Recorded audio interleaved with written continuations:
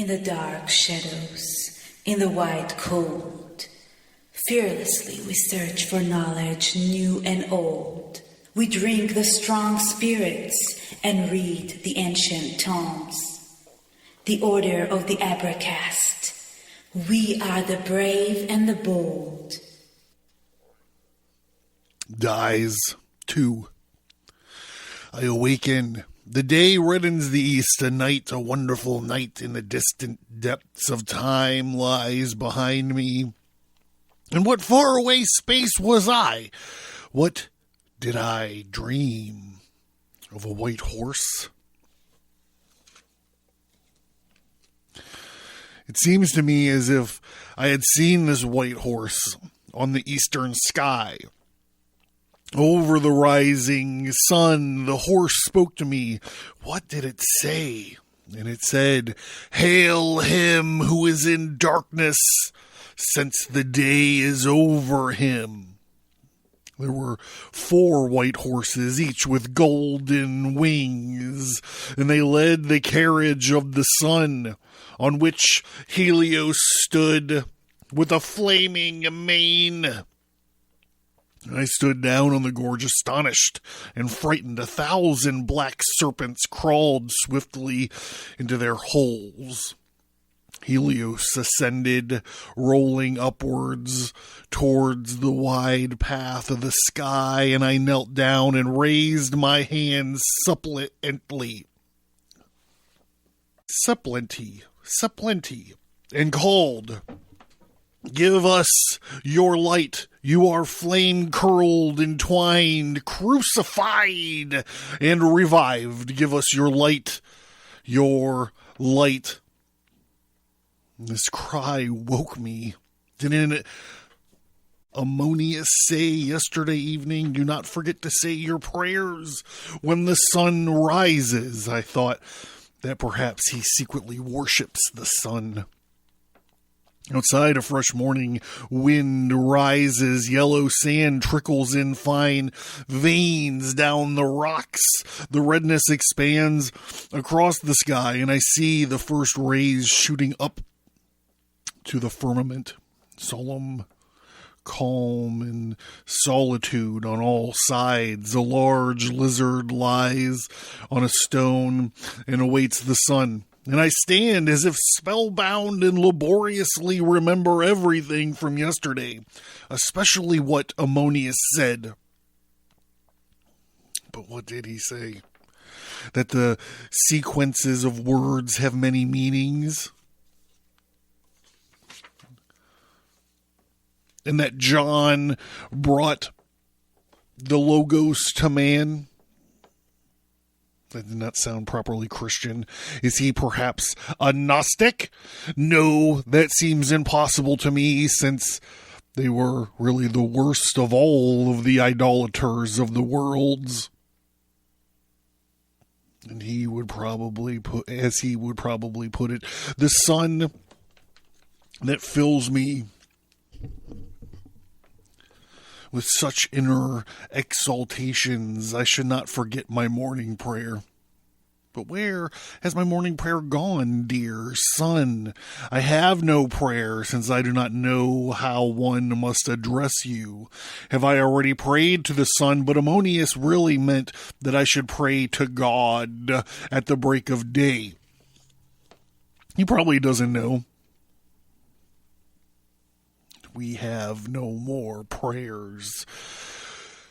How should he know about our nakedness and poverty? And what happened to our prayers? I miss them here. This must really be because of the desert.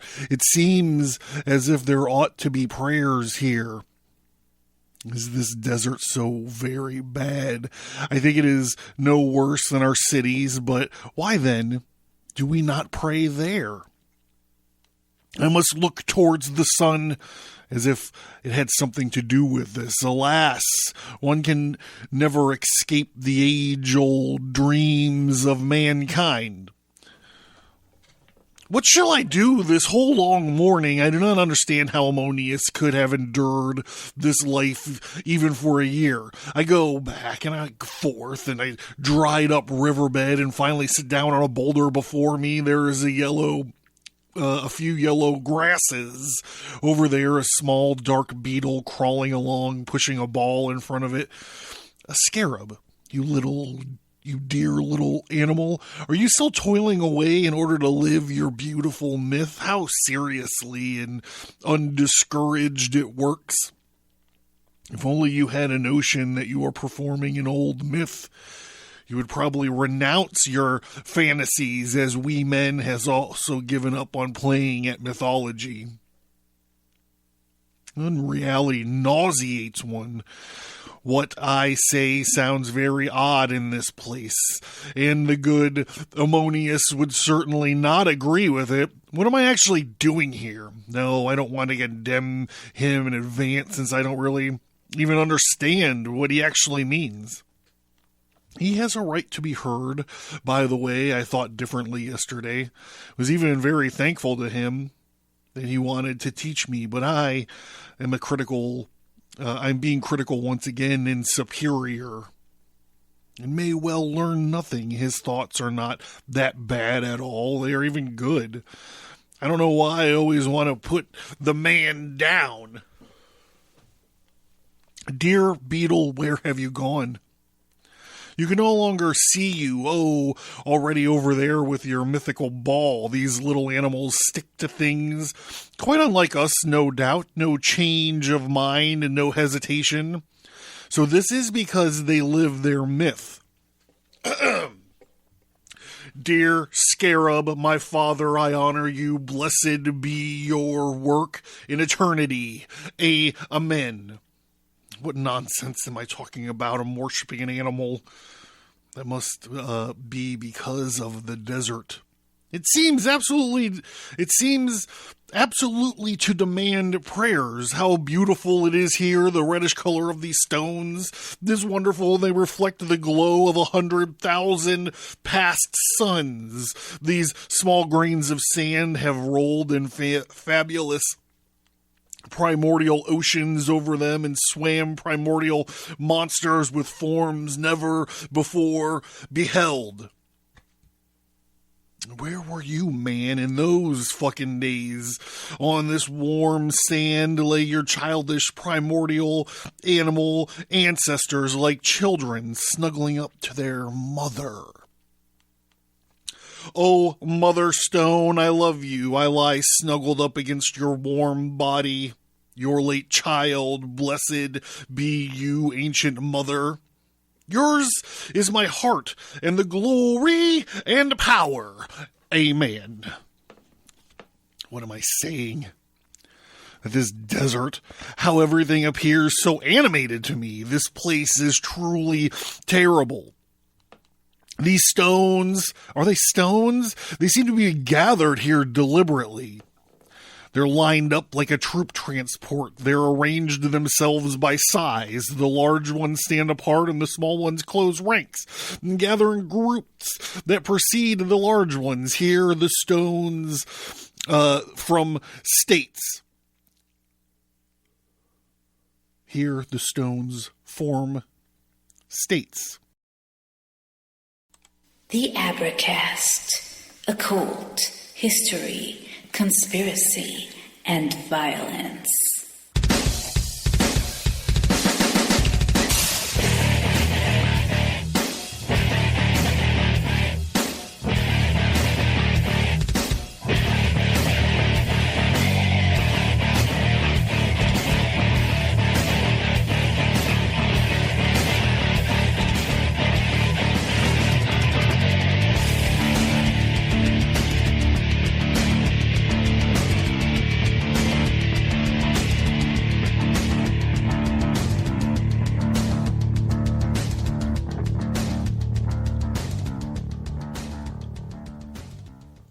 Hey everybody, I'm John. This is the Abracast. Thank you for tuning in. This is the Abracast, and I'm John. Thank you for tuning in. Appreciate it. Check out Abracast.com. Check out the featured topic link. Check out the Storefront while you're there. Sign to the mailing list. The Storefront, you can get a pack of tarot cards that I designed. They're pretty sweet. If you sign into the mailing list, you get a link to a Google Doc. Well, there's a very large book that I wrote and compiled about the tarot cards. Yeah, all right. Anyhow, let's get back into this. We're continuing Jung's Red Book, by the way. Am I dreaming or am I awake? It's hot. The sun already stands high. How the hours pass. Truly the morning is nearly over, and how astonishing it has been. It is the sun, or it is these living stones, or it is the desert that makes my head buzz. I go up the valley, and before long I reach the hut of the anchorite. He is sitting on his mat, lost in deep reflection.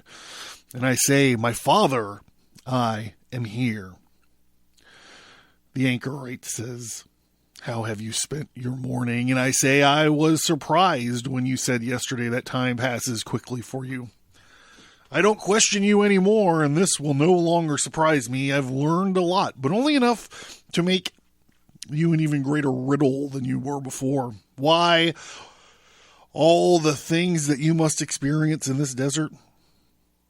You wonderful man, even the stones are bound to speak to you." The anchorite says, "I am happy that you have learned to understand something of the life of an anchorite. That will make our difficult task easier. I don't want to intrude on your mysteries, but I feel that you've come from a strange world. It has nothing to do with mine." And I say, "You speak truthfully. I am a stranger here, more foreign than any you've ever seen.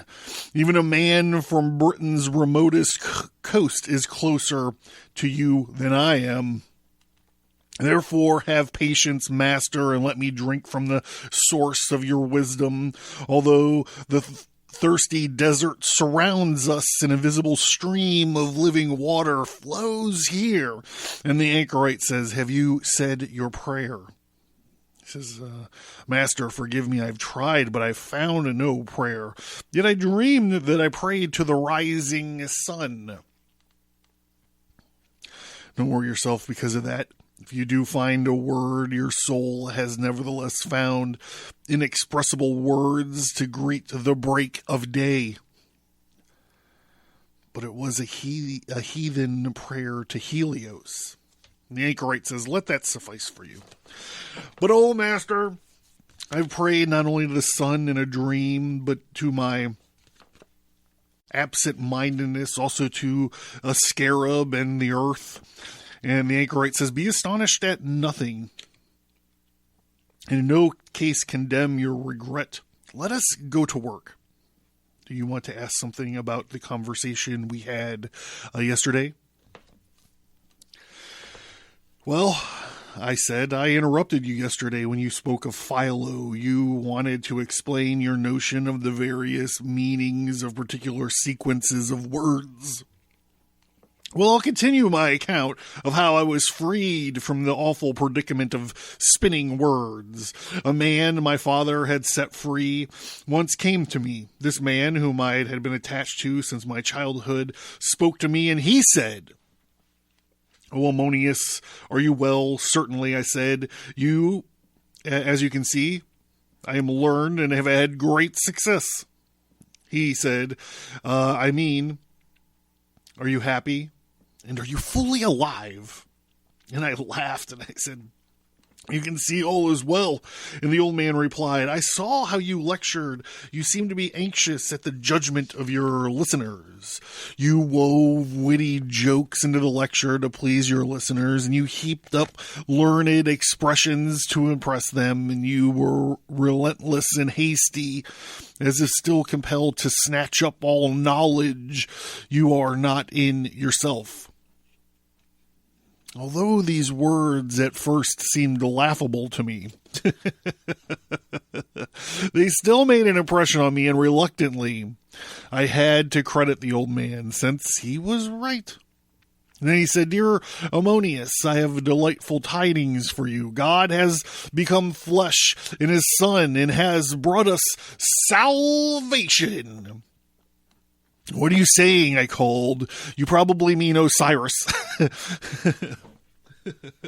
"Who shall appear in the mortal body?" "No," he replied. "This man lived in Judea and was born from a virgin." And I laughed and I answered, "I already know about this. A Jewish trader had brought tidings of our virgin queen to Judea, whose image appears on the walls of one of our temples. And he reported it as a fairy tale." "No," the old man insisted.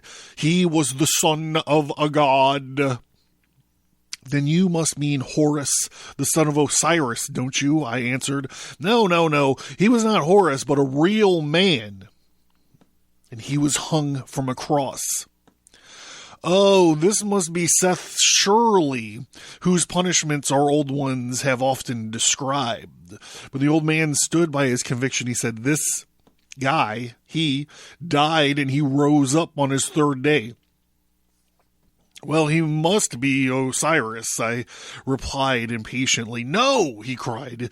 He is called a Jesus, the Anointed One." "Oh, you really mean this Jewish god whom the poor honor at the harbor and whose unclean mysteries they celebrate in these cellars? Then he was a man, and yet the Son of God," said the old man, staring at me intently. "That is nonsense, dear old man," I said, and I showed him the door. But like an echo from a distant rock faces, the words returned to me. A man, and yet the Son of God. It seemed significant to me, and his phrase was what brought me to Christianity. And I said, "But don't you think that Christianity could ultimately be a transformation of your Egyptian teachings?" And the anchorite says, "If you say that our old teachings were less adequate expressions of Christianity, then I'm more likely to agree with you." "Yes, but do you then assume that the history of religions is aimed at, some sort of final goal?" My father once brought a black slave at the market from the region of the source of the Nile, and he came from a country that had heard of neither Osiris nor the other gods. He told me many things in a more simple language that said the same as we believed about Osiris and the other gods. I learned to understand that those uneducated black people unknowingly already possess most of what the religions of the cultured peoples had developed into complete doctrines. Those able to read the language correctly could thus recognize in it not only the pagan doctrines, but also the doctrines of a Jesus. And it is with that I now occupy myself. I read the Gospels and I seek their meanings, which is yet to come. We know their meanings as it lies before us, but not their hidden meanings, which point to our future. It's erroneous to believe that religion differs from the innermost essence. Strictly speaking, it's always one and the same religion. Every subsequent form of religion is the meaning of the antecedent. And I said, have you found out the meaning which is yet to come? And the anchorite says, no, not yet. It is difficult, but I hope I will succeed sometimes. It seems to me that I need the stimulation of others, but I realize that those are temptations of Satan.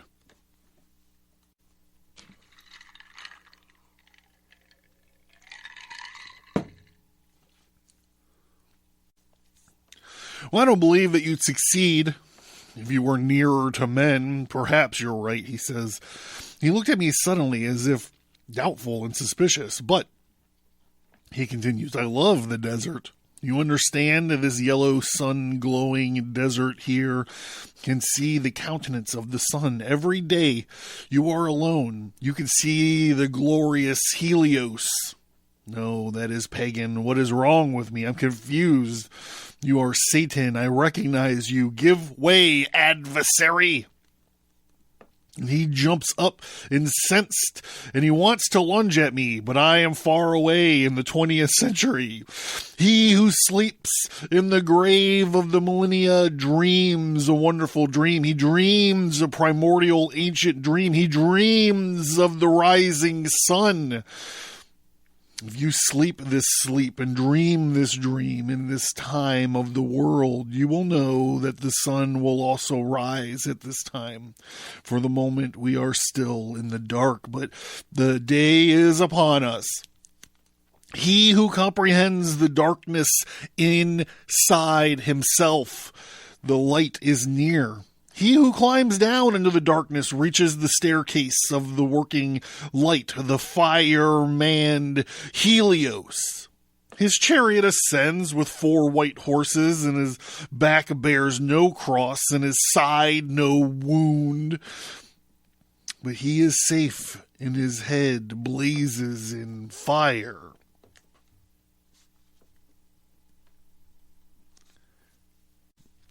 Nor is he a man of mockery, but of splendor and unquestionable forces. I do not know what I speak. I speak in a dream. Support me, for I stagger drunk with fire. I drank fire in the night since I climbed down through the centuries, and I plunged into the sun far at the bottom, and I rose up drunk from the sun, with a burning countenance, and my head is ablaze. Give me your hand, a human hand, so that you can hold me to the earth with it. For whirling veins of fire swoop me up, and exultant longing tears me towards the zenith.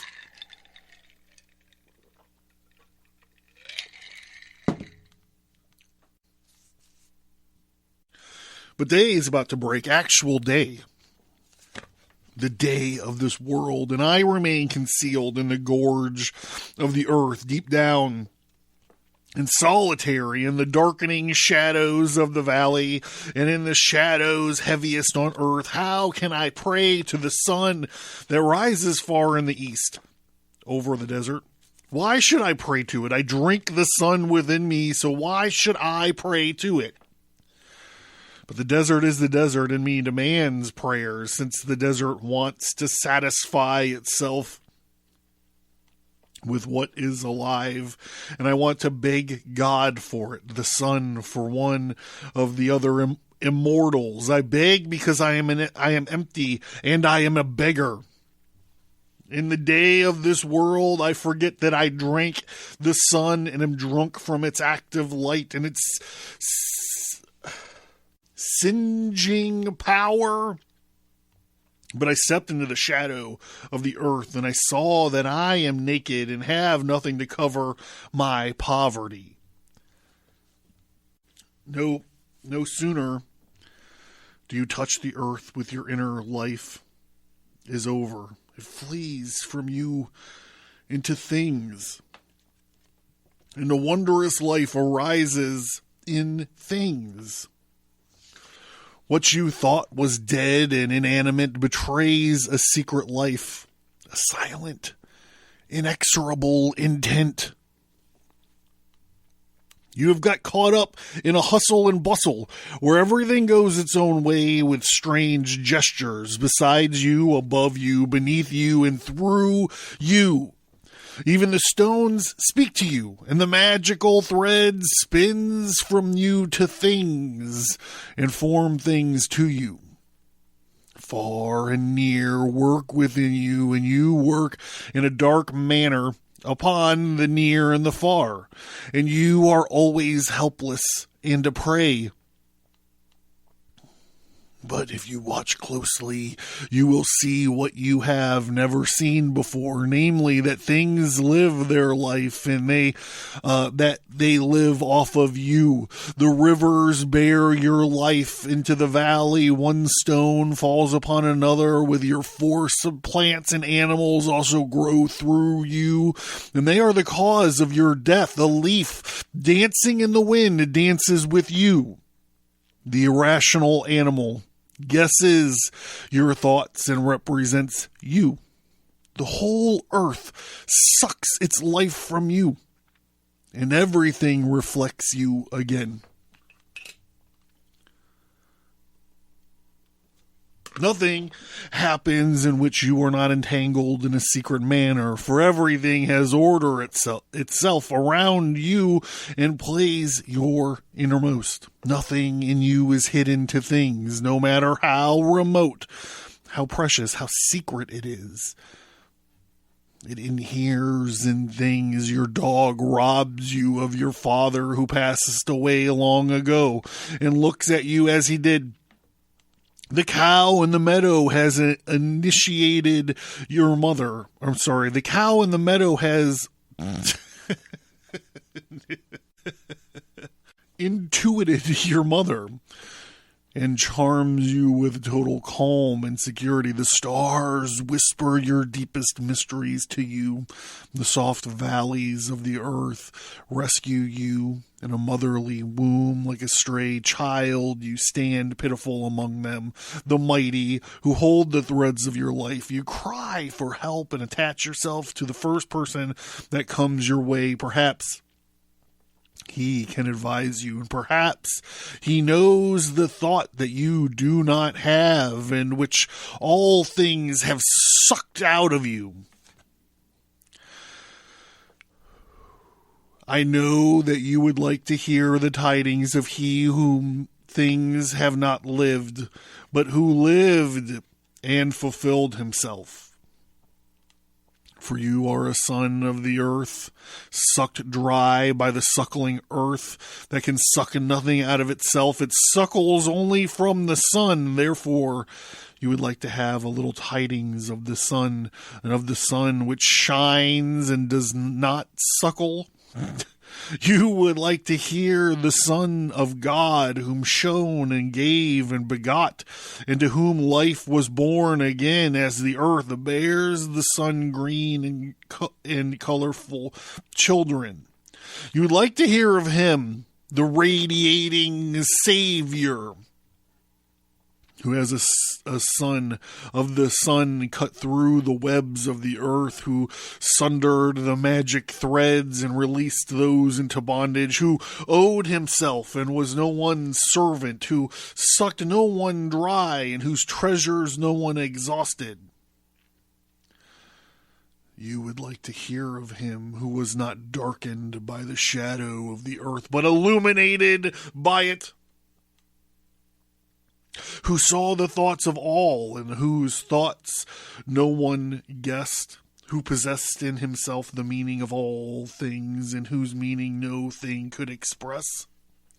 The solitary fled the world, and he closed his eyes, and he plugged his ears, and he buried himself in a cave within himself. But it was no use. The desert sucked him dry, and the stone spoke his thoughts, and the cave echoed his feelings, and so he himself became desert, stone, and cave. And this was an emptiness in the desert, and the helplessness and the barrenness, since he did not shine and remained a son of the earth, who sucked a book dry and was sucked empty by the desert.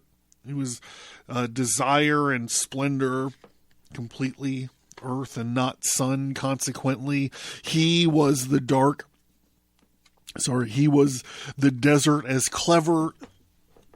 a clever saint who very well knew otherwise. He was no different from the other sons of the earth, and he would have drunk himself if he would have drunk fire.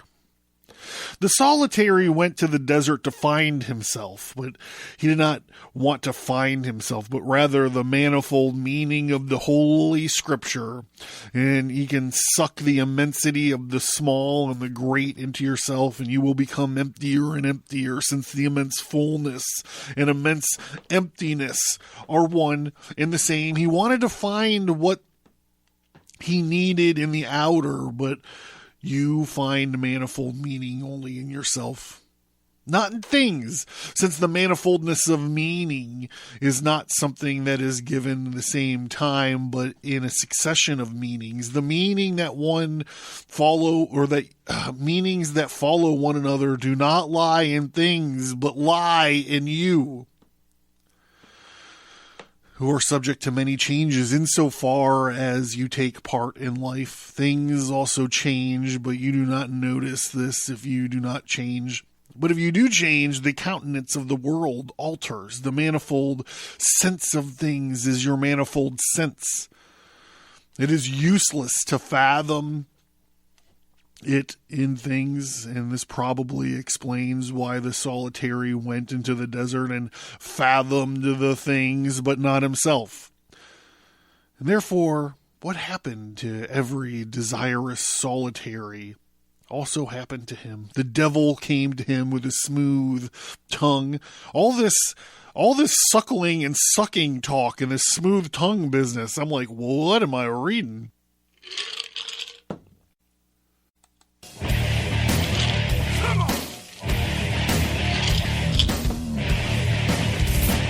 Learn more at Abracast.com. Get bonus content by signing up for the mailing list. Get all that, plus many exclusive episodes by supporting the show at Subscribestar.com.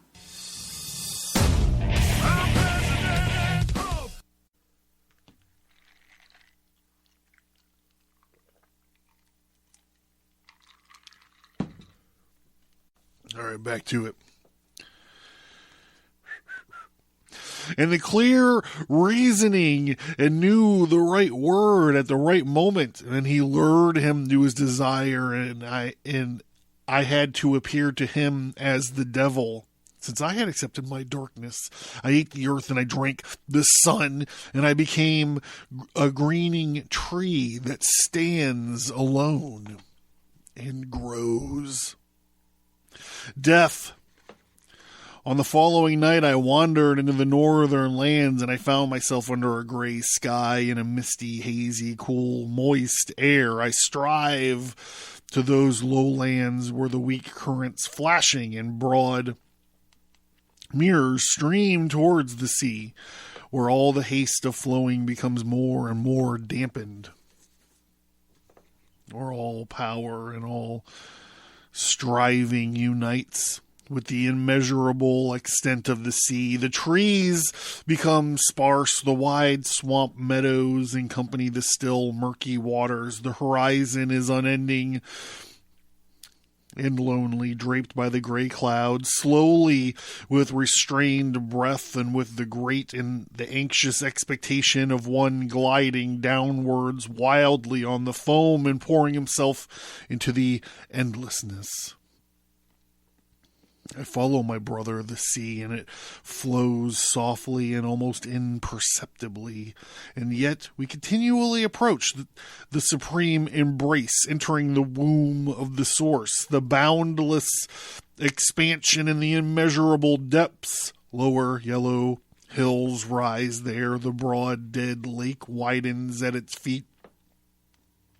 We wander along the hills quietly, and they open up to a dusky, unspeakably remote horizon where the sky and the sea are fused into infinity. Someone is standing there. On the last dune, he's wearing a black wrinkled coat, and he stands motionless, and he looks into the distance, and I go up to him. He is gaunt and with a deeply serious look in his eyes, and I say to him, "Let me stand beside you for a while, Dark One. I recognize you from afar. There is only one who stands this way, so solitary and at the last corner of the world. And he answers, "Stranger, you may well stand by me if it is not too cold for you. As you can see, I am cold, and my heart has never beaten." Kiss the dead. I know you are ice at the end. You are the cold silence of the stones, and you are the highest snow on the mountain in the most extreme frost of outer space. The frost of outer space. I must feel this, and that is why I stand near you. What leads you here to me, you living matter? The living are never guests here. Well, they all flow past here, sadly, in dense crowds, and all those above in the land of the clear day who have taken their departure never return again. But the living never come here. What do you seek here? My strange and unexpected path led me here, and I happily followed the way of the living stream, and thus I found you. I gather this is your place, your rightful place. Yes, here it is, leads to the undifferentiable, where none is equal or unequal. But all are one with one another. Do you see what approaches there? It's a commune. I see something like a dark wall of clouds swimming towards us on the tide. Look more closely. What do you recognize? I see densely pressed multitudes of men, old men, women, and children. Between them, I see horses, oxen, and smaller animals. A cloud of insects swarm around the multitude. A forest swims near innumerable faded flowers and utterly dead summer.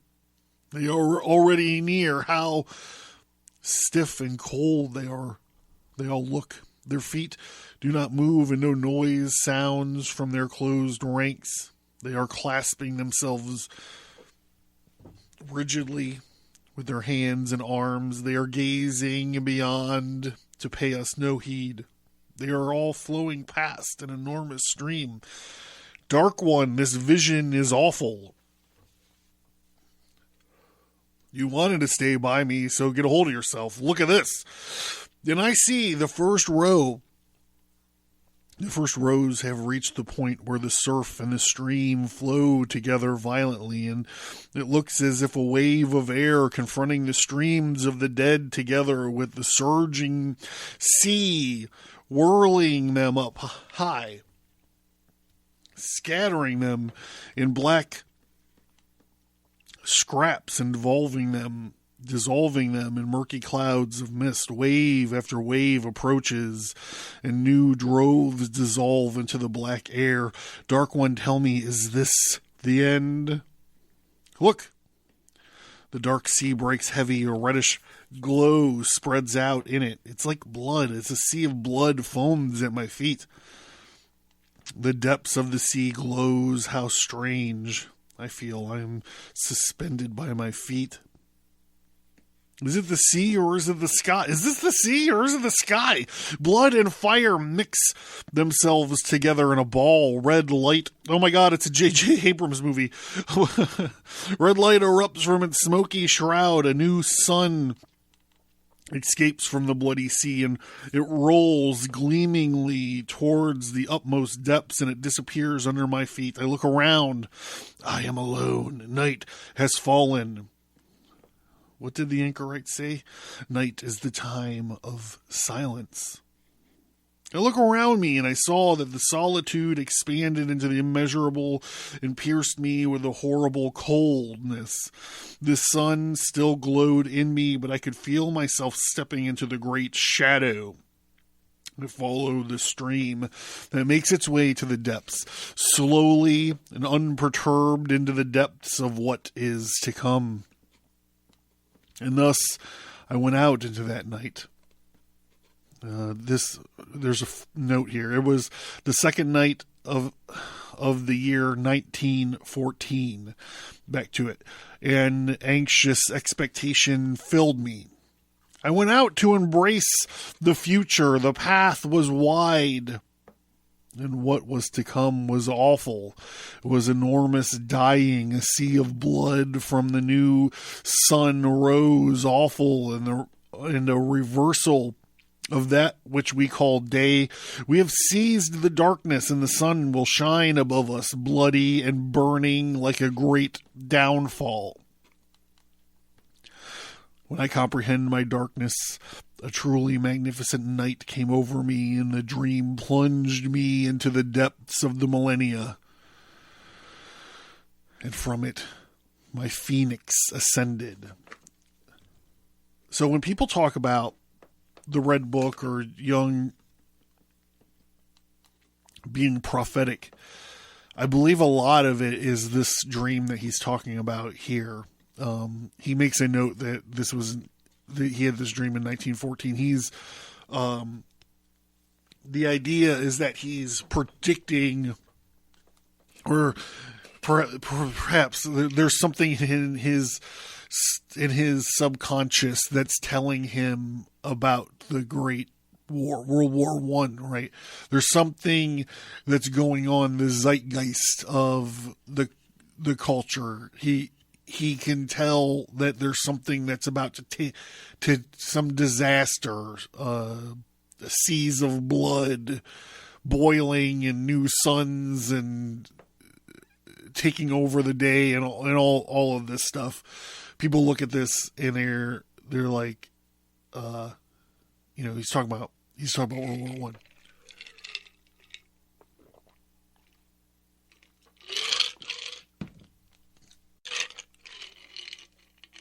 But what happened to my day? Torches were kindled, bloody anger and disputes erupted. As darkness seized the world, the terrible war rose, and the darkness destroyed the light of the world. And since it was incomprehensible to the darkness and good for nothing anymore, and so we had to taste hell. I saw which vices and virtues of the time changed into how your mindlessness became hard, your godlessness became brutality, your love became hate, and your understanding became madness. Why you want to comprehend this darkness?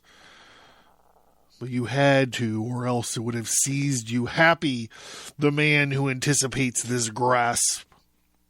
Do you ever think of the evil in you? Oh, you spoke of it. You mentioned it. And you confessed it smilingly as a generally human vice or a recurring misunderstanding. But did you know what evil is? And what it stands precisely right behind your virtues? That it is also your virtues themselves as their inevitable substance. You locked Satan into the abyss for a millennium, and when the millennium had passed, you laughed at him, since he had become a child's fairy tale. But the dreadful Great One raises his head, and the world winces. The most extreme coldness draws near. With horror you see that you are defenseless, and that the army of your vices falls powerless to its knees. With the power of daemons, you seize the evil, and your virtues cross over to him. You are completely alone in this struggle, since your gods have become deaf. You do not know which devils are greater, your vices or your virtues, but of one thing you are certain, that virtues and vices are brothers. We need the coldness of death to see clearly. Life wants to live and to die and to begin and to end, and you are not forced to live eternally. But you can also die, since there is a will in you for both. Life and death must strike a balance in your existence. Today's men need a large slice of death since too much incorrectness lives in them. And too much correctness died in them. What stays in balance is correct. What disturbs the balance is incorrect. But if the balance has been attained, then that which preserves it is incorrect, and that which disturbs it is correct. Balance is at once life and death. For the completion of life, a balance with death is fitting. If I accept death, then my green trees, since dying increases life. And if I plunge into death encompassing the world, then my buds break open. How much our life needs death. Joy at the smallest things come to you only when you have accepted death. But if you look out greedily for all that you could still live, then nothing is great enough for your pleasure. And the smallest things that continue to surround you are no longer a joy. Therefore, I behold death, since it teaches me how to live. If you accept death, it is altogether like a frosty night and an anxious misgiving, but a frosty night in a vineyard full of sweet grapes. You will soon take pleasure in your wealth. Death ripens. One needs death to be able to harvest the fruit. Without death, life would be meaningless. Since the long-lasting rise again and denies its own meaning to be. And to enjoy your being, you need death, and limitation enables you to fulfill being. When I see the lamentation and nonsense of the earth and consequently enter death with a covered head, then everything I see will indeed turn to ice. But in the shadow world, the other rises, the red sun. It rises secretly and unexpectedly, and my world revolves like a satanic apparition. I suspect blood and murder. Blood and murder alone are still exalted and have their own peculiar beauty. I can assume the beauty of bloody acts of violence, but it is the unacceptable, the awful, the repulsive, that which I have forever rejected, that rises in me. For if the wretchedness and poverty of this life ends, another life begins. And what is opposed to me? This is opposed to such an extent that I cannot conceive it. For it is opposed not according to the laws of reason, but thoroughly and accordingly to its own nature. Yes, it is not only opposed, but repulsive, invisibly and cruelly repulsive, something that takes my breath away, that drains the power from my muscles, that confuses my senses, stings me poisonously from behind in the heel, and always strikes just where I did not suspect I possessed a vulnerable spot. Does not confront me like a strong enemy, manly and dangerously, but I perish on a dung heap. While peaceful chickens cackle around me amazedly and mindlessly laying their eggs, a dog passes. He lifts his leg over me and trots off calmly. I curse the hour of my birth 7 times. And if I do not choose to kill myself on the spot, I prepare to experience the hour of my second birth. The ancients said, oh boy, okay. Enter Faeces et urinam nascimur. Interest Faeces et urinam nascimur. For 3 nights I was assaulted by the horrors of birth. And on the 3rd night, jungle-like laughter pealed forth, for which nothing is too simple. Then life began to stir again.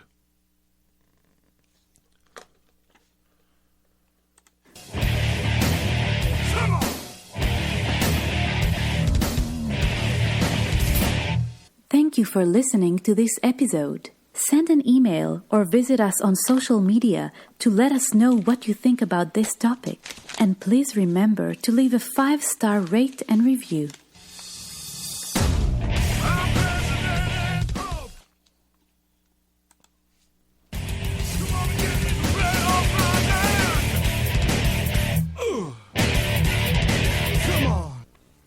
If you're considering supporting the show on Subscribestar, let me tell you a little bit about what's going on over there. The degree of the Red Archive, which is the $1 a month, you get access to some bonus audio, but there's also 50 plus hours of archived episodes. These are older episodes. They're not on the stream anymore. It's the only place to find them is in the Red Archive.